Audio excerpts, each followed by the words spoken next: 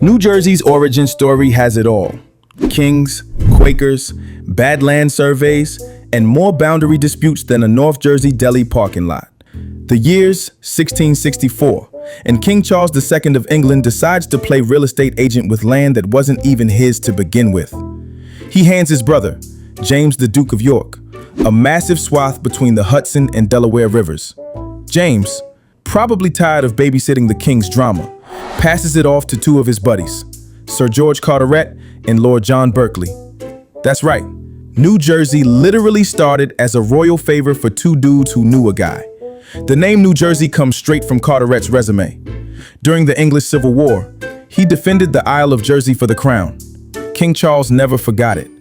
So when it came time to hand out some American real estate, Carteret basically cashed in his Jersey store rewards points. Imagine that. You defend a tiny island in Europe, and 3,000 miles away, boom, you get the turnpike. Now, the crown didn't just say, here's some land, go wild. They told Berkeley and Carteret to make it profitable. Cue the concession and agreement of 1664, the sales pitch for settlers. It promised religious freedom, land rights, and local assemblies. Sounds progressive, right? In reality, it was more like, sure, worship how you want, but don't forget to pay rent. From the jump, New Jersey's DNA was equal parts idealism and invoice. But here's where it gets spicy. Berkeley and Carteret split the territory. East Jersey for Carteret, West Jersey for Berkeley. East Jersey fills up fast. Elizabethtown, Newark, Woodbridge, and Piscataway spring up in the 1660s. It's Puritans, farmers, traders, basically people who actually wanted to work. Meanwhile, West Jersey takes its sweet time.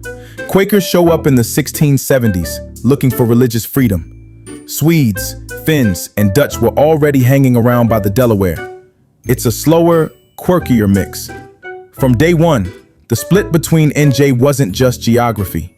It was personality. Of course, two aristocrats running colonies never goes smoothly. Berkeley eventually cashes out, selling his half to Quakers.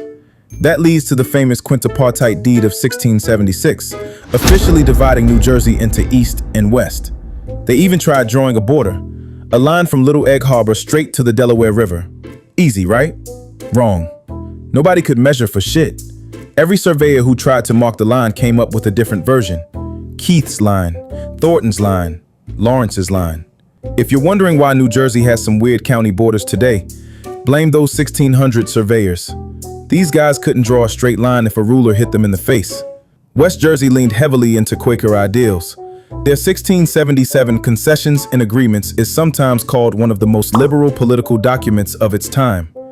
Annual assemblies, elected reps, and more personal freedoms than most colonies. East Jersey? More rigid, more about commerce and order. Basically, West Jersey was Woodstock before Woodstock.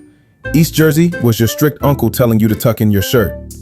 The whole East-West arrangement lasted until 1702. After decades of squabbles, lawsuits, and settlers screaming, "Wait, who actually owns my farm?" Both sides threw in the towel. The proprietors surrendered control to Queen Anne, and New Jersey became a royal colony.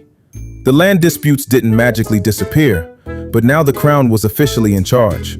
And yet, that old divide never really went away. North versus South Jersey beef? The Taylor ham versus pork roll war?